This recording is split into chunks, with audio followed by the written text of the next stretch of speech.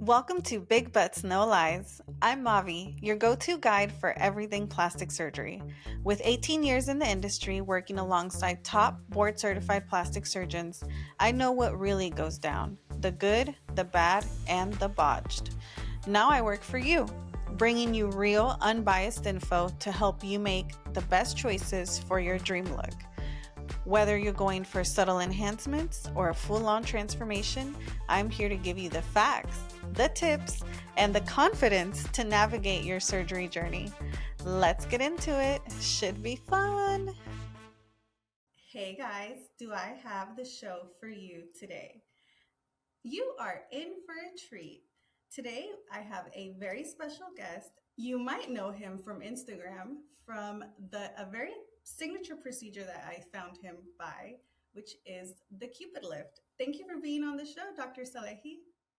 My pleasure. Thank you so much for having me. I would love to deep dive into everything about you. How did you choose to become a plastic surgeon?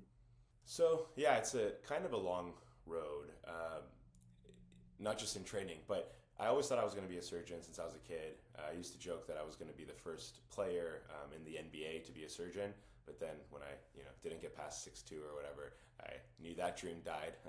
So I continued with the surgery dream. And I was going to be a heart surgeon.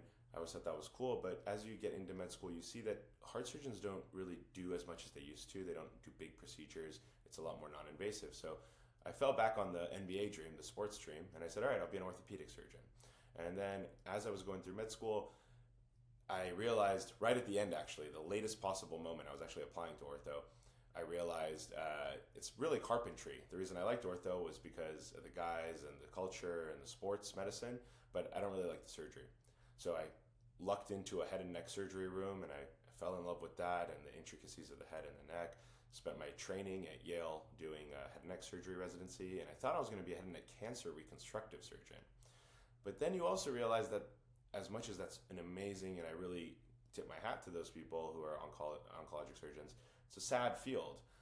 So I kind of was like, okay, well, how can I still do big head and neck cancer like or anatomy like in the head and neck, but make people feel good and make people essentially restore function and cosmetics. So I kind of naturally pivoted to facial plastic surgery. I love to hear that. I always hear from the surgeons that I interview that the complexity of plastics or facial surgery it's so interesting and it kind of draws you in. Yeah, no, it definitely does. And I kind of had a crossroads where, and I think a lot of people, younger doctors are getting to this crossroads and seeing the same kind of thought process. But I came at a crossroads. I was like, well, do I want to do all of the body for plastic surgery or do I want to just concentrate in an area?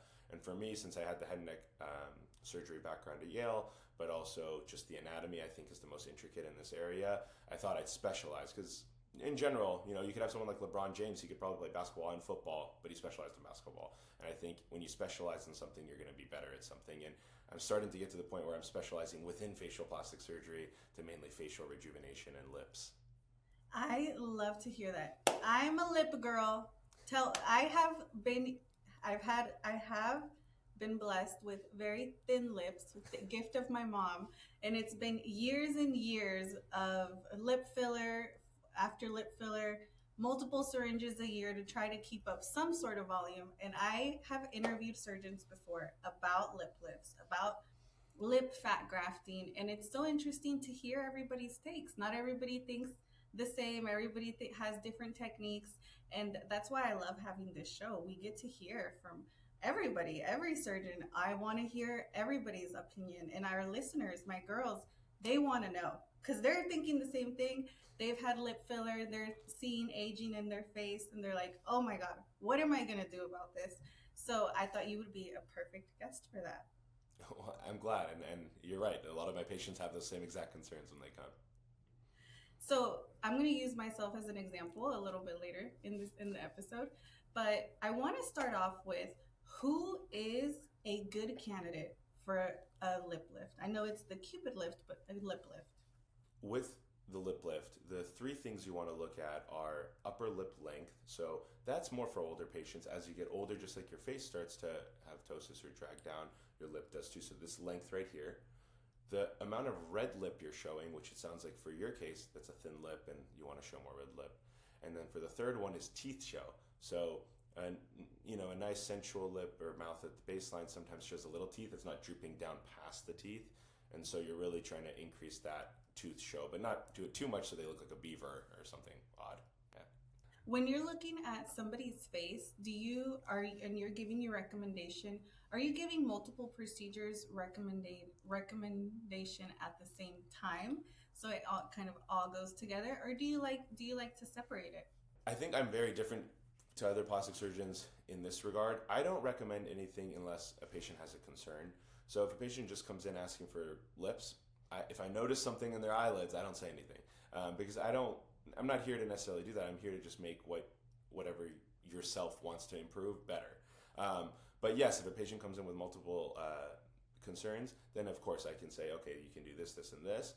The only limiting factor is now when you start doing it in conjunction with like a facelift, neck lift, a deep plane facelift, which is what we do or what I do, the time of the surgery starts getting longer. So I don't want to do a whole thing and put you under anesthesia for too long. That's one of the questions that I just recently started asking my surgeons when I'm interviewing, because I do discovery calls and I get to talk to women from around the world, across the country, and one of the things that comes up often is, oh my God, they said it was going to be 6 hours, or they said it was going to be a 5 hour procedure, and is that too long? Are they taking too long? So I've started asking my surgeons, what's a typical length of surgery time for those types of surgeries? Well, for the lip lift or for facial rejuvenation? Let's do both, just so they can have kind of a gauge. Yeah, for a lip lift, the whole process is, for example, here I'm sitting in Cupid Lips right now. For the process here, we do it under basically local blocks, like a dental blocks. So you don't feel anything, you're awake, but the whole process takes about 2 hours in terms of you have to numb for 30 minutes, take pictures. That the actual surgery takes about less than an hour.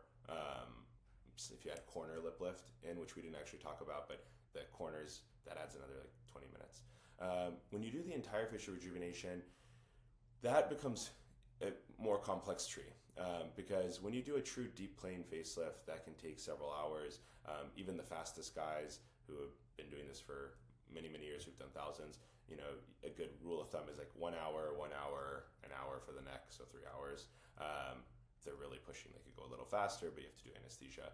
But so when you get into that 5 hour range, it's not a bad range. But it really depends on what the technique is. If they're just doing a skin tightening or a smaz lift, that's a lot faster. The deep plane lift, because you're actually going under the deep plane, restoring the face back to where it was 10 years ago, 15 years ago, and really putting it back in the natural anatomic area, which I think is what looks the best and has the longest outcomes, that takes a little longer. I actually had somebody I spoke with yesterday who, she's actually out of Florida, who is dealing with a swoop deformity. Yeah. What causes that? Yeah, so those deformities occur because, and this is why a lot of people are trying to either learn the deep plane or who do the deep plane get the best outcomes. And again, just saying deep plane, especially nowadays, is like a buzzword. I know. So what I tell people is, I don't care if they say they do deep plane or small plane or big plane, whatever plane they're doing. Just look at their results. Like look at 20, 30 of their results and look at who they trained with. So for me, I trained with Dr. Ben Talay. He's one of the biggest deep plane facial rejuvenation doctors in the world. And you see his results, you see my results. They look natural, they look restored. And that's the best way to look at it. So the swoop deformity depends on the technique used, but essentially you're pulling in the wrong vector and or you're pulling the wrong stuff. So you're just trying to pull as hard as you can the skin. Maybe you imbricated the smaz a little, so you get like a little pull in an unnatural vector and it creates a swoop deformity.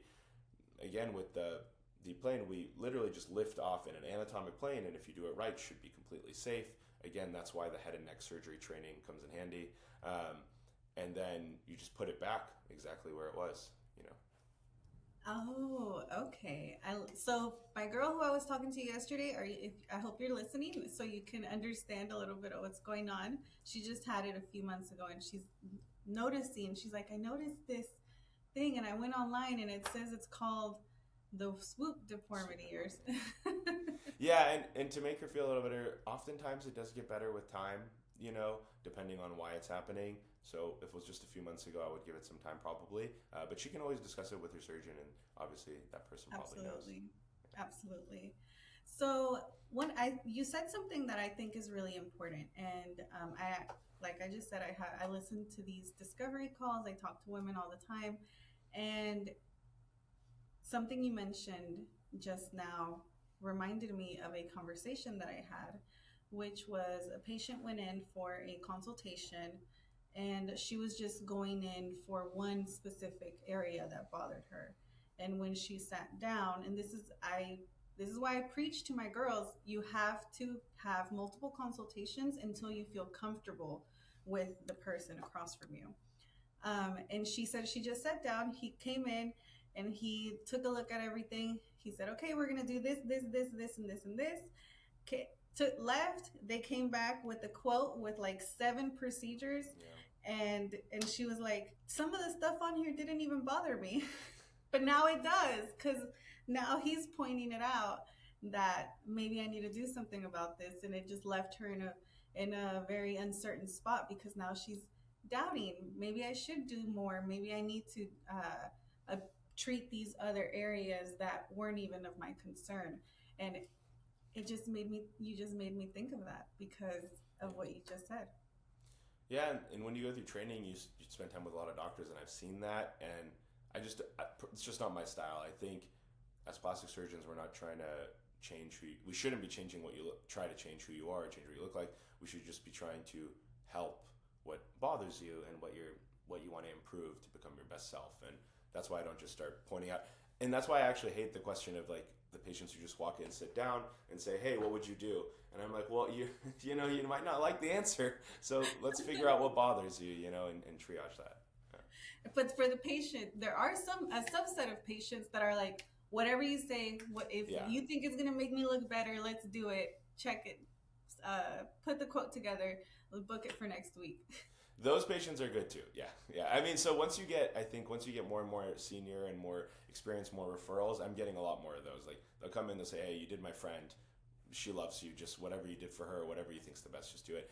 But again, I kind of talk with them about it. I don't just like say, "Okay, I got you. Let me go get my coordinator and here's a quote." So I try to pry into it. Absolutely. So I want to talk about how you're specializing within a specialty. So you're niching down, and it sounds like you're really getting into lips, which is my favorite. I'm so glad. Yeah, no, I mean, I part of it is what you're interested in and what I like and what anatomy I like. And then part of it is who you trained with, and again, with being trained with one of the best and the person who invented the Cupid lip lift technique, I'm really grateful to him. I mean, he's the GOAT. So I kind of adopted his niche as well. Absolutely. So let's talk. Let's dive into lips. So when you're looking, for example, let's say you have your patient in front of you and they're in the chair, and you don't really know, they don't know what it is, but something about their lips, they wish they looked better. Maybe they want them to look fuller, or maybe they're getting the sad lips. What do you usually what are you looking for? How do you make your recommendations? Yeah, so I look at the three things that the three things we talked about: this distance, red lip show, and the tooth show. But I look at the whole face and the entire mouth, especially because there's a couple factors too. One, it's the sad lips you talked about, the corners drooping down, and we have a procedure for that, the corner lip lift, and I can kind of get into when that's necessary and why that's different than the normal lip lift. And then the other thing is just looking at what we call perioral strain, or their teeth. So some people have, for example, very prominent veneers. And when you have that, it's pushing kind of the teeth up or the lip forward, and it's causing, if you take the lip up too much, you're going to cause strain. And it's a weird thing to show on a podcast. You can't really show it, but if you sit at home and go in front of a mirror and kind of lift your lip up too much, you'll start seeing your chin pucker. And if your chin's puckering, that means your lower lip, your mentalis muscle and everything's trying to push up to touch the top lip, because your mouth wants to be closed. No one wants to walk around like this. So your mouth wants to be closed. So if you take out too much, this will push up, and it'll actually age you over time this way. It'll kind of cause this to hyperfunction. So these are kind of things that people really didn't talk about, I think, before the Cupid lip lift, and it's the things I'm looking at right when you walk in. I'm looking at all of it. I'm looking at the balance with the mouth and the whole face. What, I'm gonna use myself as an example. You guys, I'm taking my chance while I have them. In my family, these lines here are very prominent, where I think as the face comes down, my grandma has it, I'm noticing it on my mom, and I'm like, okay, I see what's coming, so this is where it's going to go for me. And it's because we're big smilers. We smile and we talk a lot, and we get these lines right here. What do you usually do for that? Yeah, I mean, one, it's good. You guys are happy people, always smiling. Um, so the lines that start kind of coming out, these smile lines, it's a combination of things. Sometimes it's, as you said, things just coming down, which usually means things need to be lifted. Um, and then also you can do skin treatments because oftentimes this making the skin look nice like yours does, um, that will help. And then you can, if you were to ever, do a procedure, you could also put some fat. And there's different types of fat. There's real fat, which is augmenting the area, which you might not want to do. It might make you look puffy. But you could do nano fat or things that distill it down to the stem cells and stimulative effect and put them directly into those lines. So there's a couple things you can do. Um, for the corner sad lip, you can do a corner lip lift, which as you age, this part of the lip sometimes gets pointed downwards, and then you can kind of pull it back up. Um, it's an actually very interesting observation that you have because, and it gets back to the difference between when you need an upper lip lift versus a corner lip lift for both. This part of your lip is actually the subnasal lip. It's the lip under your nose. It's kind of anchored to the nose. So when you lip, it doesn't really, it lengthens, but it doesn't really age the same way the rest of the face does. The corners of the lip often age as the face pulls down. That's why if I push down, you can see so that's called the subnasal lip, and this is the subfacial lip. And that's why they have to be treated differently. That's why when you lift up the middle of the lip with the subnasal lip lift, you don't actually get as much of an upturn here, and that's why you need to do just a little incision here to pop it up. Do For the corner lip lift, then exactly is the incision? Yeah, it's funny because it's the subnasal lip lift, the upper lip lift is hidden at the anatomic junction of the nose and the lip, which is where it should be. And I'll tell you horror stories of why that is. But the corner of the lip lift is actually directly above the red lip, the vermilion border, and it freaks people out. They're like, we're going to look like the Joker. Everyone's going to see our scars. Funny enough, those scars heal the best. And what we do here, what we found is to accelerate your healing at 6 weeks and 3 months, we also do a CO2 laser over the scar to help the pigment go away faster. But yes, So it's right here. It's the subfacial lip, so this little corner here. And there's 3 different designs you do based on the person. that is so interesting. I want to ask you so many questions, but I don't have that much time. We So we can always do a part 2. we can do a part two, definitely. Because I know you were mentioning that you're at the facility that you're at. There's a lot of non-invasive procedures, and we are all about non-invasive procedures. So I would love to hear your favorites. My favorite depends on the person, I think the best Let's say thing. my audience is mainly women between 25 to 45. Big range for the both of those are very young and great. So the 25-year-olds, I actually would just maintain the skincare, moisturizer twice a day. If you can, do a tretinoin. And again, that's the thing you talked about your dermatologist. Any prescriptions or just really good skincare. That's probably the best. As you start getting some of the wrinkles, very conservative Botox or Dysport or whatever you want, neurotoxin to help keep everything soft, but don't look weird. Definitely avoid the spot deformities. And if you have thin lips, lip filler is great. I prefer Restylane Kiss, and I do very little amounts directly into the lip, so I don't make a puffy, duck lip. But those are great things. As you get older, now you can talk about little filler in the right spot. Again, you don't want to make someone look like a pillow. You don't want to chase every line and wrinkle. That's when people start getting like the pumpkin or pillow faces. Doesn't look natural. And then lasers. Lasers I love, and it depends which one you need for what. But a CO2 laser, a Fraxel, those things are great. What are your thoughts on Sculptra? I don't necessarily have negative thoughts on Sculptra. I just don't use it often, and the reason is I think a lot of the things that it does, the biostimulant effect, is really just it's really just creating scar. I'm going to get in trouble by Allergan. But the when I because we do the facelifts, so a lot of people in Los That's why I'm Angeles, asking you, because yeah. So we know the buzz around. Does you the know, Sculptra make it worse when you're going in for your facelift? Does it make it harder? There, that's why I'm asking. that's a really good question. So I think for some people it works if it's done well in the right spots as a biostimulant or scar creator. It does a good job at kind of rejuvenating, and some patients love it. I just don't do it as much. In terms of answering your question of what we see as surgical, it makes it a little harder because things are scarred in there, especially when it's done in the wrong plane. Again, some of this stuff, it's like radio frequency devices. I'm not actually against them, but if you go so deep that you're melting all the natural fat in the neck and now the skin's sticking to the platysma and you see all the bands of the platysma, it looks worse. So again, I'm more on doing it right. So if sculpture's done right, it's not too bad, but when it's done in the wrong planes, when you go in, yes, it makes everything a little harder. Again, for someone like me, the people who train me, we see it all the time, so we know how to handle it and get through it. But yes, it makes it a touch harder.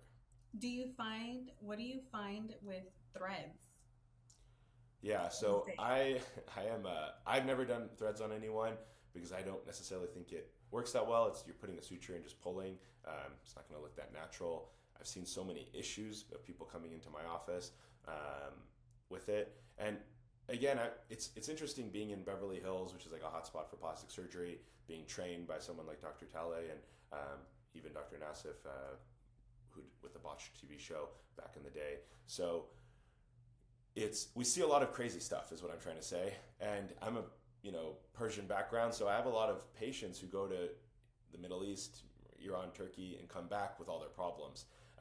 So basically, to answer your question, I'm scarred by some of the things I've seen with threads and some of the injections. But one example I always give, and I have it on my phone, it would take me too long to find it, but I had a patient, I was doing her facelift, and she always said, there was always this weird tingling after I got my threads.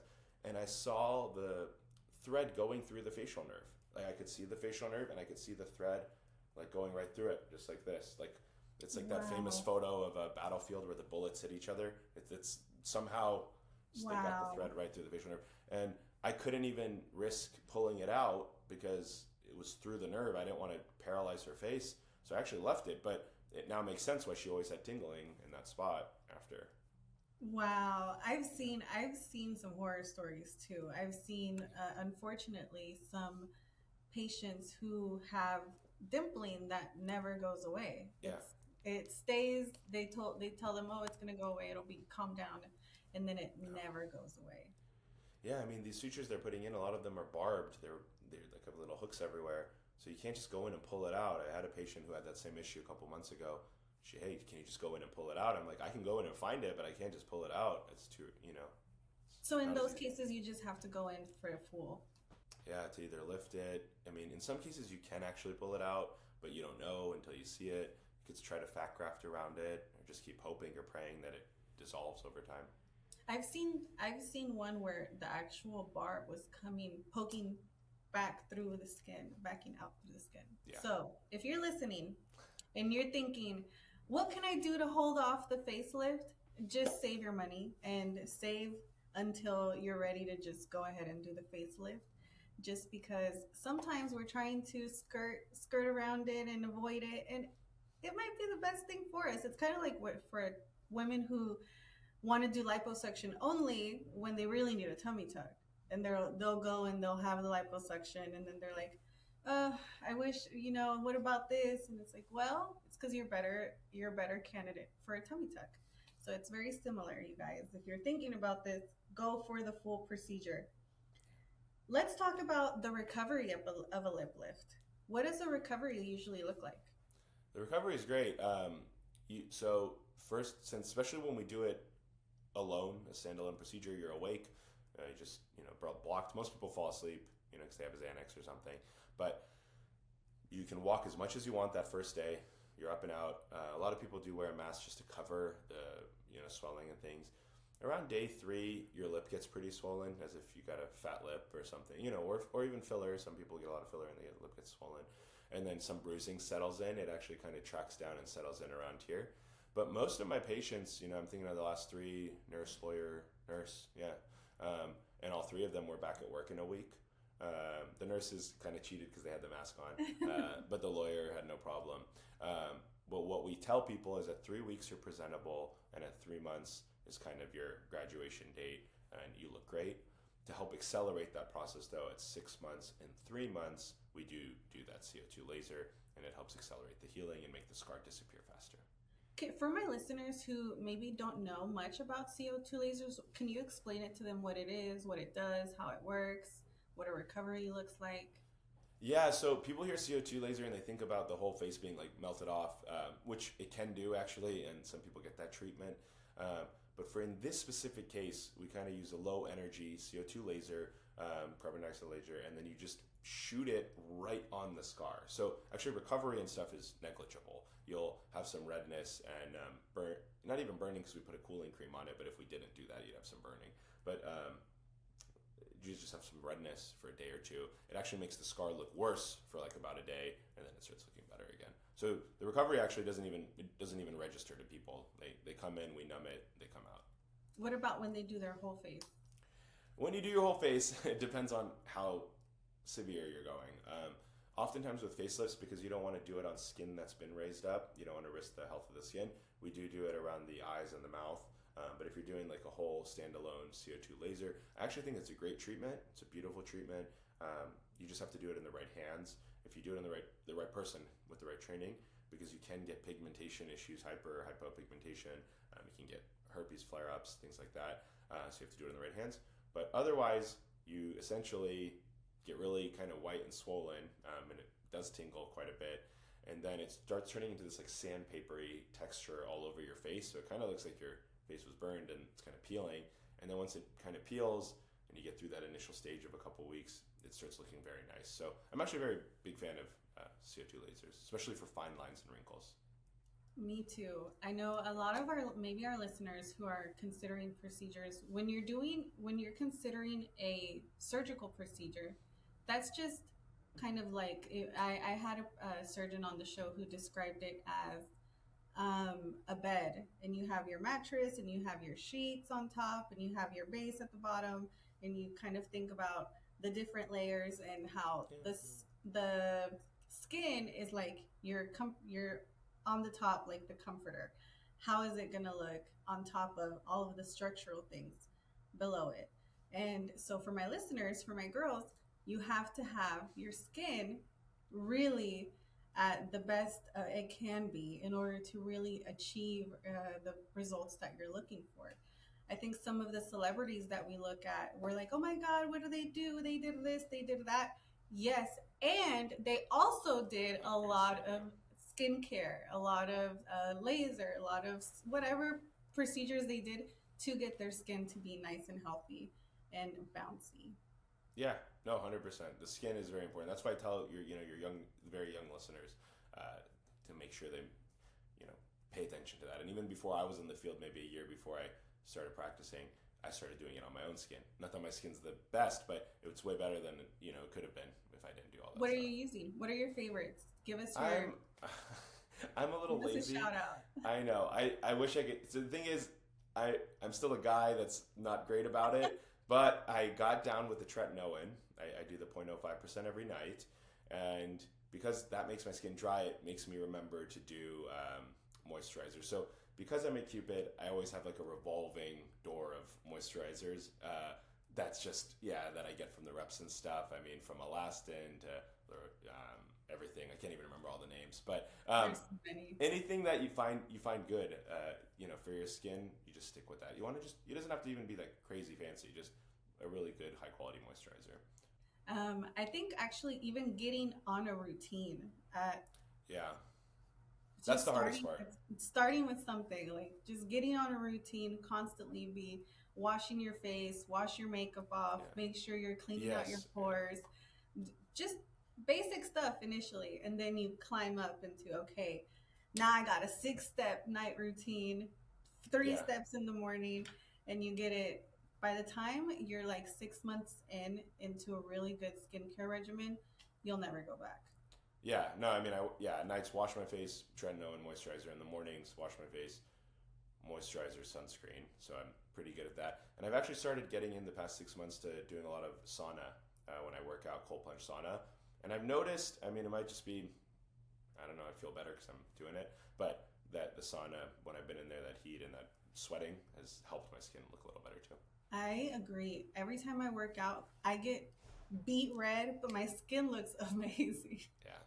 Yeah, that's the other thing. People, and so I did my training at Yale, but I did my undergrad at college at Cornell, and I was in the nutritional science department, and so I did a lot of nutrition studies. And people forget it's also what you put in your body. So like you have to take care of the outside or the comforter, as you're saying, or the skin, by putting stuff on it and protecting it from the sun. But you also have to keep your body healthy too, and that's something that I think when I started eating healthier, working out, and now I've added in sauna, that's all helped just everything look better. Absolutely. So before I let you go, I know you are in Beverly Hills where all the celebrities are, and everybody's thinking that they're just drinking children's blood, but we know Yeah. that's not true. So what are they really doing? Yeah, so they're probably really drinking Air One smoothies, but they really are just. First of all, I like to caveat this, and maybe some of my patients won't be happy that I'm letting the secret out. But part of what you're seeing online is online. It's filters, it's makeup, it's editing, it's lighting. So just keep that in mind. And I this one's important to me because I have two little sisters, and our age gap is pretty big. Even same parents, but just a bigger age gap. And I see how social media affects them. So this is more for your 25-year-old patients. Just what you're seeing online isn't exactly true. That doesn't mean these celebrities that we see that come into our office aren't beautiful. They're beautiful, beautiful people. I mean, that's just there's no way to sugarcoat it. But there's a next level that you see on Instagram and movies and things like that. So just realism is important. But yes, what are they doing? I mean, from an early age, they have a team. They have a team who's making sure they're doing good skincare, making sure they're eating well, and then they have a team of amazing surgeons. And it's key because the amazing surgeon knows when to not operate too. Because just all these good stories you see of beautiful people in Hollywood, there's equal stories of people who've unfortunately went from being beautiful to not looking so great anymore. And you see that transition. It's all of a sudden good, and then you see what happened there instead of going this way. So I think finding the right doctor who's going to say, hey, calm down, you don't need anything, just do the skincare, do the Botox, do some fat grafting or filler, get a lip lift, but don't do a whole thing. And then having that aesthetic eye of when we do something and when it's time to do something, we're going to make you look like you, the beautiful you that you are, just a little refreshed and younger. So I think that's the big key. You touched on something that I think is so valuable, which is really what we're finding on social media is not real. You guys, I can't tell y'all. I think I told this story a couple episodes ago that this past year I met somebody that I had only met online, and I met them in person, and I was shocked at how different they looked from how they look online. Yeah. Shocked. Online, they look at least 15 years younger than Yeah. what they actually look like in person. And I guess I was naive to it, really. I knew it was happening. I knew people edit their photos, but I don't do it like that. So I was kind of shocked when I met somebody that I was like, oh my God, you do not look like what you look like online at all. No, it's 100% true. I mean, a lot of the times people are they look like regular people. And the best example is like about a month ago, and this is not a patient. I'm not going to say her name regardless, but it was not a patient. I was walking down the street FaceTiming my sister, and a global, huge, gigantic pop star walked by me, and my sister's a big fan of hers. And I didn't even notice it was her because she just had like her comfortable clothes on and sunglasses and didn't have any makeup on. And the only reason I noticed is because she was wearing something that I knew because of a relative of hers. So I just noticed it was like it was a through, and I was like, wait, that's her. And then my sister starts freaking out, like, you got to go say hi to her and like take a picture. And I'm like, no, I don't do that, because we have all these patients coming through our office that are also celebrities and things. So that's not what I do. But anyways, it was just a big eye-opening moment for me. It's like this person, nobody is even noticing who this person is. She's walking down the street and no one's even noticing. So what you see online is different. Exactly. Is it super nerve-wracking when you're working on a very high visibility uh, celebrity that you're like, oh my God, I gotta hit I, a home run for sure on this one? I think people ask that all the time, and actually not this past facelift, but the previous one was actually an actress that I had done, um, and people ask like, "Are you nervous?" I remember that morning people were like, I'm not, because honestly the nervousness of surgery and all these treatments was in the beginning when I first started on my own, but it doesn't now that once you're skilled and you're trained and you've done a bunch and you've been trained well, the nervousness goes away. It's you just have to treat the patient as a patient. And I always say this, and I mean it. When a patient comes to me, it doesn't matter if she's won a Grammy or if she's you know no one knows who she is. I treat them the same. And often both patients actually like that. The person who is a celebrity likes that, and the person who has never been on TV likes that. So I try to think, hey, if you were my family member, and this is the line I give everyone. If you're my family member, would I do this procedure on you? If the answer is no, I'm not doing it. Doesn't matter if you think you need it. It doesn't matter.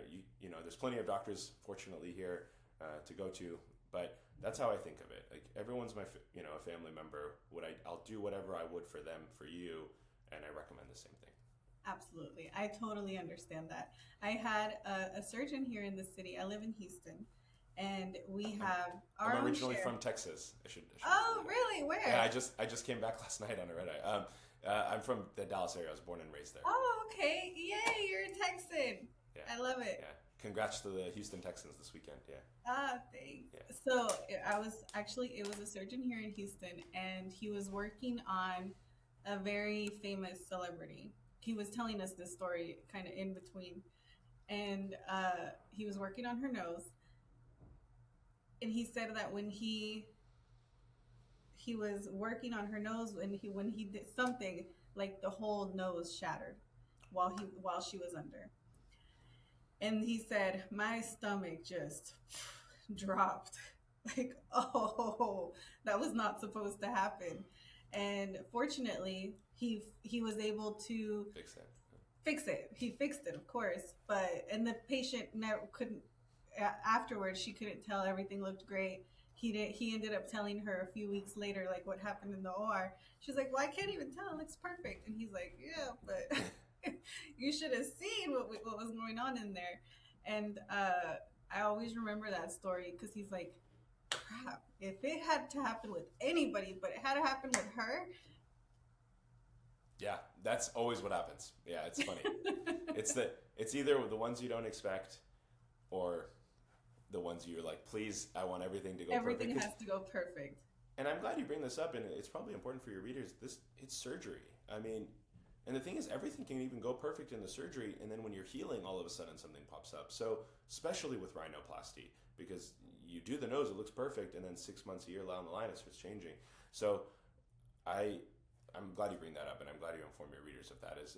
That's why surgery is not willy nilly. I'm glad you tell them, do your research, feel comfortable with the surgeon, see their body of work, see who they trained with, because it's surgery. It's anything can happen, and as much as you can minimize that risk of something bad happening by going someone with the right training and the right bedside manner.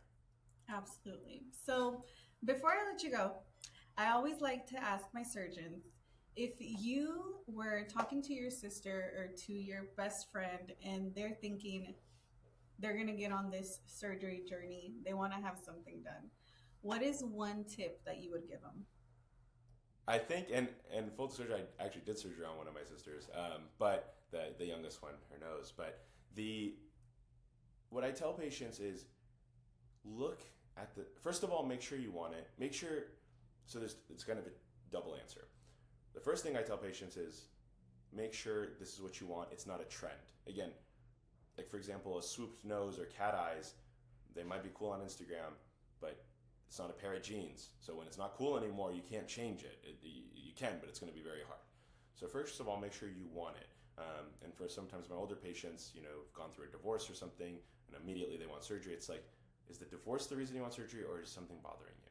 So that's more of a personal question. Then you come to the other end is now find your surgeon. And what I tell people is two things. Look at their body of work. And anyone who's been around for a while has a bunch of before and afters. If they don't, that's already concerning. Look at all of them. Look at, like, go on my Instagram and look at all my lip lifts. If you like the way they look, that's probably, you're going to fall in that ballpark, right? So look at that. And then for younger surgeons, because sometimes price is an issue and you need to go to a younger surgeon, that's okay too, but look who they trained with. And look at that person's body of work. And again, I'm very fortunate with Dr. Ben Talay, who trained me, so I try to emulate his steps. So that's the biggest thing. And remember, what you're seeing online is also their best work. So if they only have one or two things and it already doesn't look as great as you think it is, remember that's their best one. So, because I promise you, people aren't putting their like average results online or their unfortunate bad results. So you have to basically, that's the best way. It's, you know, when you go buy a car, you ask a bunch of friends, you look at a bunch of reviews, you go test drive the car. It's the same thing with plastic surgery. Just look at the body of work. And for lip lifts, to kind of tie it back all together, the whole reason the Cupid lift, this upper lip lift, has changed the game is because in the old days, you had lips, you know, you made people look like this, you know, which is horrible. You had the scar, which was visible. It got pulled down over time and you could see an ugly scar. People started trying to fight that by pulling the nose into the skin into the nose to try to hide the scar. And now everyone started looking like a snake or like the Voldemort nose because the lip skin is being pulled into the nose, which doesn't make any sense. So that's kind of why the Cupid lift even was invented by Ben or Dr. Talay, is because he started looking at all these results. Like, these don't look good. Nobody wants a lip lift because they all look horrible. So what can we do to give a natural, sensual, anatomically correct result that fits your face? Well, that's this procedure. And the other thing is that oral strain. You know, if you lift it too much and cause a strain, you're going to age someone's face. But that all ties it back to your long way to answer your question. Is one, why do you want the surgery, and are you chasing a trend? And two, really do your research on the surgeon and look at their body of work, and remember that the body of work you're seeing is their best work. And then the follow-up to that is, if you do want to go with a younger surgeon, that's okay too. Obviously, I'm very grateful for the patients who gave me a shot when I first started out, but looked at who I trained with and how many I'd assisted with and helped with, and what I had seen. And the same thing with surgeons who are now the newer generation from me. Absolutely. I love the younger surgeons. I love the younger surgeons. I feel like the older ones, they're kind of already stuck in their ways. The middle ones, they already have that expertise, but maybe that price point's not there. And the younger ones, younger. That's a good point. Yes, yes. It's still like they've still done all the training, they've still done everything that the other ones have. They just haven't been in practice as long. Yeah. And that doesn't take away from them at all. But I find that the younger surgeons are eager to learn, they're eager to please their patients, they're eager to make sure that everything works out the way it's supposed to, and they're want to make their patients happy. And I love that. At the end of the day, that's the goal. Make our patients happy. The difference between this and the cancer surgery, the goal used to be take the cancer out and maintain as much function as possible. With facial plastics, it's restore who you want to see in the mirror. I love that. So if any of my girls want to come see you, how can they find you? So yes, I'm based in Beverly Hills. If you want to see me for the Cupid lift or the lip lift, you can call Cupid Lips on Sunset. We're going to have a second location soon as well.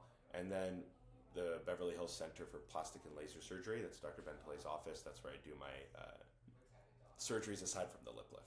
So they're both here if you were to Google my name, or if you go to my Instagram. That's probably the easiest way. Go to my Instagram. If you click, there's a phone number, or you can direct message me. I'm notoriously very bad at DMing, but I do check them. I try at least once a week. So just be a little patient, and I'll forward it to my coordinator. So that's an easy option. Good. Yeah. We love surgeons that handle their own Instagram DMs. So yes, I do handle it, just very slowly. So, but if you see any of this interests you, want to consult, you can just message me, say, hey, I saw you, and I want to learn more, and then I'll just forward it to my coordinator for you. Perfect. Thank you so much for being on the show with me, Dr. Salehi. I appreciate so much you being on, sharing your knowledge with us. And we definitely have to plan a part 2. That's awesome. I'm always down. Thank you so much for having me. It's been so much fun. Thank you. So, with that, you guys, I'll see y'all next week. Thanks for watching Big Butts No Lies podcast. I make every single episode with so much love for you, and I really hope you enjoy it. Don't forget to like, subscribe, and set your alarms for you to get notified when I release new episodes.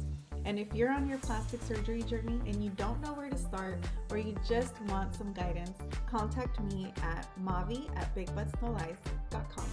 Here.